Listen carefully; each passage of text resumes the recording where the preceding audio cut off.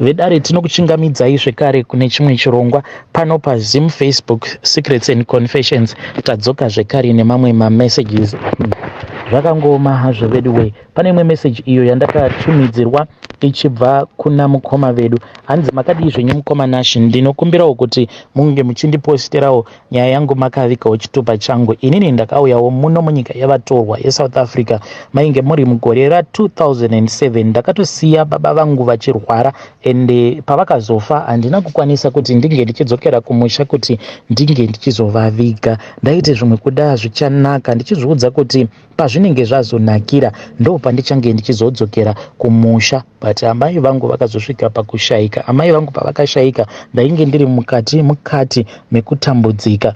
Apa uyo mukadzi wandainge ndichidanana naye munhu wekuti aigara achindidhimanda mari, saka kamari ako kainge karimo mumba. Kunyange ndainge ndiine chishuviro chekuti ndinge ndichienda kunoviga amai vangu, akabva akabvuta kamari ikako akati kamari aka wakandivimbisa kuti ndichange ndichizotumidzira amai vangu. At that time yainge iri nguva yekurima, saka pamusha pavo since vainge vachiti ivo vane mukwasha wekujoni, iye ainge akavavimbisa kuti hamucharima nemombe but mava kuita zvekurima nematractor, because ndo zvandainge ndichishuvirawo kuti vabereki vakewo vange vachikwanisa kuonekera kuti vane mukwasha wekujoni. Kamari kaya mukoma ndakachema ende kakaenda kachichema because kakangotorwa nemukadzi uyu wandaigara naye makore iwayo, akabva aenda akabva anotumidzira amai vake kuti vakwanise kuhaya tractor, asi haana kukwanisa kundinzwirawo tsitsi. Saka ndakabva ndatongozviudza kuti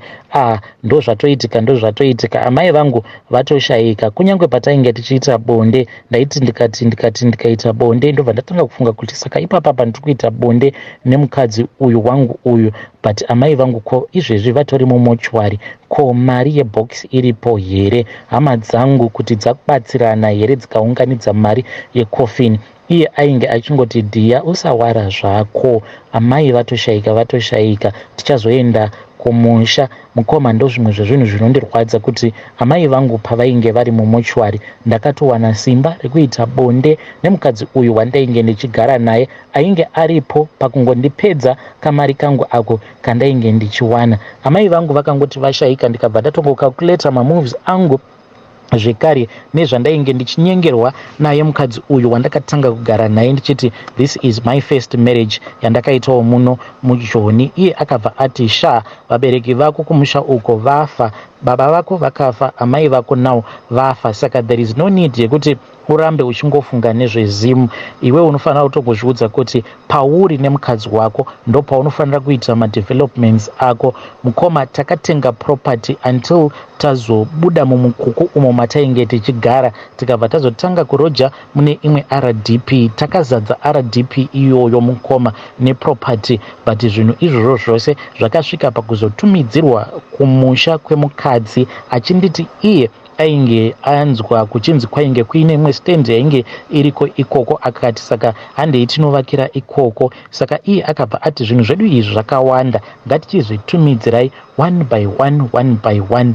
By the time paakazoti ngatitumidzirei mubhedha, ndikati amai mwana hamusi mava kuzvinyanya here? Akabva ati handiti ndo masacrifices acho here atinoita kana tauya kujoni? It is far much better kuti tirare pasi, but patinozoenda kumusha zvinhu zvedu zvinenge zvakarongeka. Mukoma ndakazobvuma, ndikabva ndatsvaka motikari tikabva taenda tikanobatisa mubhedha uya patrack, zvose zvinhu mukoma zvakaenda. Akangoti zvichingodzi mubhedha wainge wasvika ndopa ndakabva ndaona the other side yevanhukadzi. Takazotanga kunetsana, akatanga achindinyima bonde, from there on akatanga kuti unondishungurudza, ndokubva tatanga kurovana paya. Munhu akabva anditiza, ndikatonzwa zvichitonzi munhu ava kutogara kukapa uko, ndikatoziva kuti marriage yangu yainge yatopera. Ndakambozama kudeita vanhu vemuno, but mukoma ndakadyiwa mari zvekuti ndakasvika pakuzviudza kuti kumusha uko kune vanhu vari kunditumidzira mhepo. But so many years later now ndazosvika pakugara pasi ende ndava kuona kuti inini zvangu handifungi kuti ndine mhepo, but dambudziko rangu nderekuti vanhukadzi, ende chinondirwadza ndechekuti kunyangwe ndikatoziva kutoti munhu uyu ihure, but the way yacho yandinotanga kumuda nayo ndinenge ndava kutoda kuti ange achiita mukadzi wangu. Ndo weakness yangu iyoyo mukoma, kuti ndinotanga ndichikecha hure ndobva ndazozama kukonvheta hure iroro kuti ange achizova mukadzi wemumba. Masasko awa andadanana navo vose, vazhinji vacho ndinotongosangana navo mumastreets, tobva tatanga kukechesana paya, kudzamara ndava kutoinvitiwa kumba ndichitotenga magroceries nekutotengerawo vana vemusasko uyo wandinenge ndichidanana naye, kudzamara ndava kutozviudza kuti ndava nemukadzi wangu. Now I can realize kuti hadzisi mhepo. Makore ose awa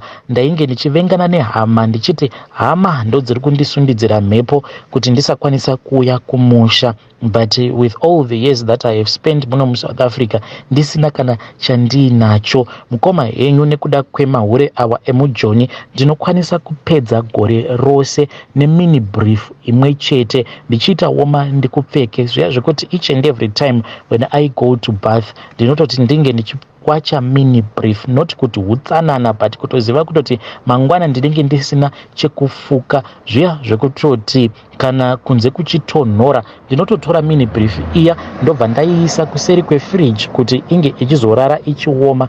But zvimari here mukoma, ndinombonongeredza zvimari, but ndaneta nekudyiwa nawo mahure awa eJoni. Please ndibatsireiwo. Hazvinei nekuti ndinenge ndadanana nemuZimbabwean kana kuti ndadanana nemuSasko, vose kwandiri vakangofanana. Saka handizivi kuti dambudziko ndini here ndinonyanya kupinda murudo ndese, kana kuti dambudziko vakadzi vacho ava vandinodanana navo kuti maybe vanondiona kuti murudo I am too desperate, vobva vazongonditorerawo advantage. Ndinokumbirawo kuti mundipewo advice kuti ndoitawo sei kuti ndinge ndichimbozvipawo space, kungozviudza kuti at least this year handisi kuda kupinda murelationship, ndikuda kungounganidza mari yekuti ndikwanise kudzokerawo kunyika yangu yechizvarirwo, iyi yekuzoti unofa sezvakazoita imwe friend yangu uyu akafa mukoma, akavigwa kunge imbwa. Muchinda wangu uyu iye ainge achigara kuMozambique. Ini ndaitofungidzira kuti ane mapepa emuno, sezvo zvainge zviri izvo zvaainge achindiudza. Ainge atori mastanda achitogara nemukadzi wake waaigara naye, but paakazotanga kurwara mukoma akadzingwa kunge imbwa. Ndini ndakazotoenda ndikanomutora mushure mekunge adhampiwa, then vecommunity ndo vakazofonera ambulance vakati munhu uyu ari kurwara, hazviite kuti ange achiita street kid. Ambulance ndokubva yazoya ikamutora. Paakazodischargwa akandifonera akati iye haazivi kuti oita sei. Ndikabva ndazoenda ndikanomutora, akafa ndichigara naye muchinda uyu wekuMozambique. Inini nemamwe wemaZimbabweans ndisu takazotoenda kufuneral kwake, akatongovigwawo munomu. Kuvigwa kuita kunge banditi here. Inini mukoma handidi that kind of funeral. Ndinodawo kuti kana ndikazofawo ndizovigwawo nedignity.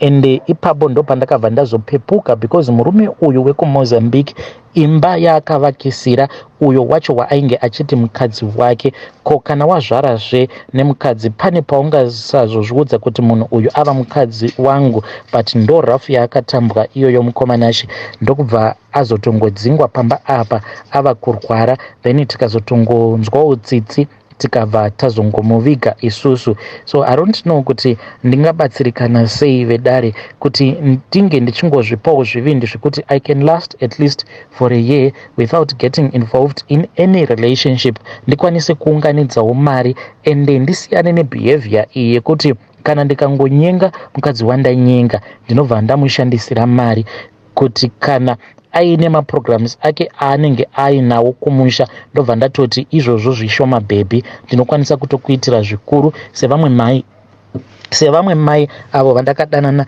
navo. Ivo vakangonditi iwe unozviziva kuti ndine murume ini, saka kana uchindida uchandiitirei? Ndikavabvunza kuti zvinobvawo kwauri, vakabva vati unofanira kundipawo mari ndikwanisewo kuzvitangirawo something, kuitira kuti kana tikazobatwa kuti tiri kuhurana ndikarambwa nemurume, I will be able to do something with my life. Ndakavamutsidzira business ravo amai ava mukoma, zvekutoti pane vamwe sisi vavo vaitouya mumesina umu vachivahodhera matracksuits nemagumbeze. Iko zvinozve vatova neshop, ndakatonzwa kutoti vatova nechishop chakati kurei chine hembe zvekare nemagroceries. Zvose izvi mukoma zvakabva mumaoko angu, saka ndaneta nekungoramba ndichingomutsidzira vakadzi ava vandinosangana navo.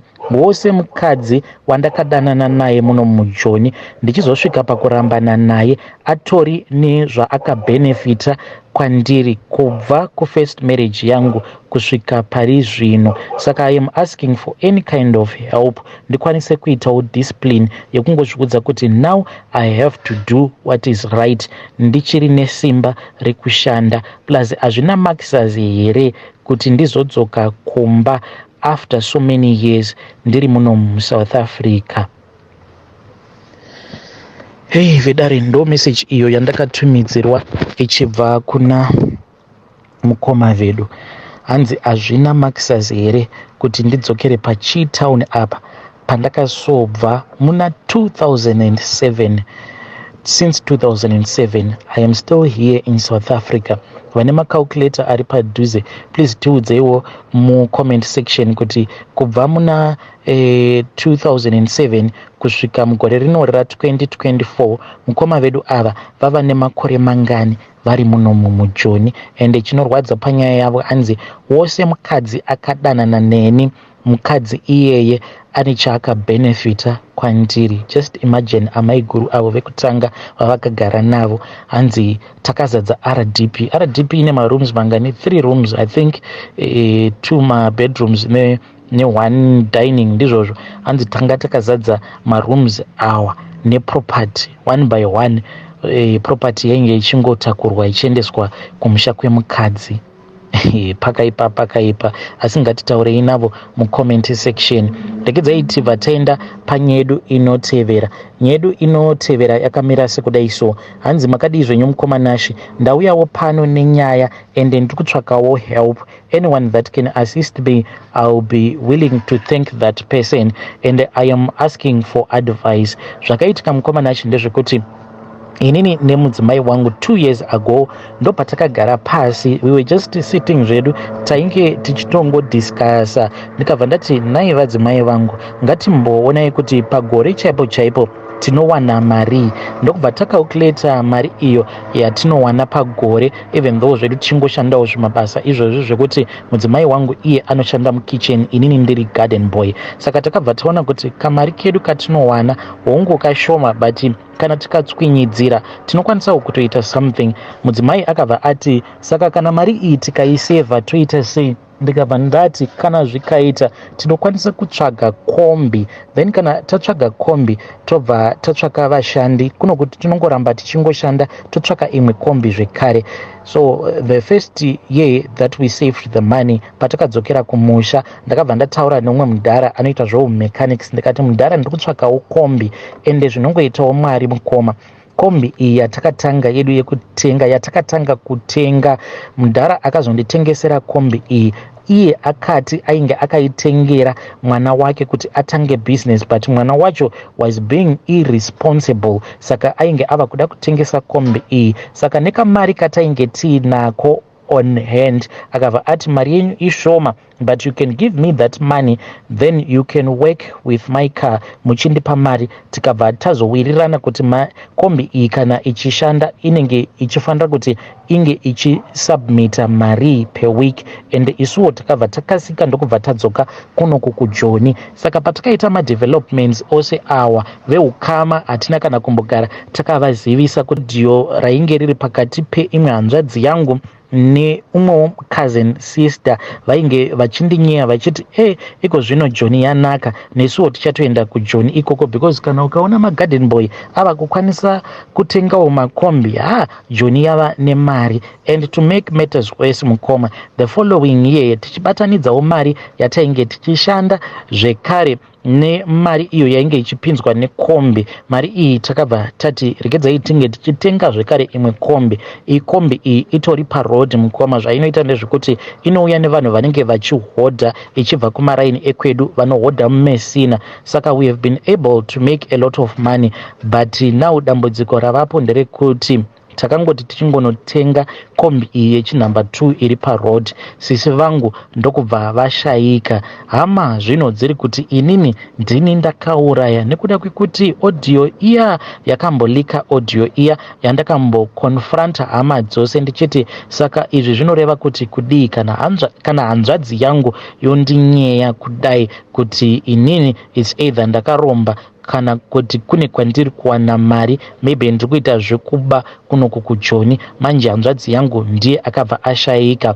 Ende takati tiri pamariro mukoma, vanhu vainge vasingatombonyari vachiti inini ndini ndakauraya. Kunyange patainge tichienda kumakuva, paiva nevamwe vakomana vainge vari mune imwe motikari, hameno kuti zvimwe kuda vainge vaita zvekutengerwa here kana kuti vakabva vatanga kuimba iyo song iya yekuti ndiwe wakauraya. Hazvina mhosva, but zvakandirwadza. Mudzimai wangu akamboda kureacta, ndikabva ndamuti it is okay mukadzi wangu, iwewe neni ndiwe unoziva kwatakabva, ndiwe unoziva nyasha idzo dzatakaitirwa naMwari. Hama dzangu dziri kungoramba dzichinditsvaga inini nemudzimai wangu, dzichingotsvaga our reaction mumagrupu umu mukoma. Unokwanisa kutongoti uchiverenga mamessages emumagrupu kana maaudio, umwe anongoti nezuro ndakarota musikana, and it seems as if vanotombotanga vataurirana kuma-inbox kuti ngatimbomutsvakai, then umwe anobva ati makamurota musikana, ko ainge achiti kudii? Ini ndatovaoneka nguva ndisingamuroti, maybe ndainge ndava kutoti maybe munhu akatotsipikwa zvake. Saka mudzimai wangu anobva azomboita hasha dzekuti ange achiresponda, because apa vanenge vachitonongedzera kwatiri but vachishandisa zvavo chibhende. But ndinongomuti do not react my wife, but kana neniwo mukoma ndava kuluza patience, ndava kufunga kuti hama dzangu idzi ndongodziudza kuti kana muchifungidzira kuti ndini ndakaromba handei kun'anga, then tobva tanobvunzira kun'anga. But at the same time semuKristu ndinoona kuti hazviite kuti ndinge ndichienda kunobvunzira kun'anga kuti tizive kuti chii chakauraya hanzvadzi yangu. But I think that is the only way that I can prove my innocence, but handiri kuti ndinge ndichikanganisa relationship iyo iripo pakati pangu naMwari. Vedare ndo message iyo yandakatumidzirwa ichibva kuna mukoma vedu. Zvakangooma hazvo vedu we. Hanzi my last option kuti ndiprove innocence yangu veukama ndikuda kungoti ndingovaudza one day kuti it is fine, kana muchiti ndini ndakaromba handei tinovhunzira. But inini manje ndiri muKristu, handikwanisi kuti ndinge ndichienda kunovhunzira kun'anga. But I think that is the only way that I can prove my innocence. Pakaipa.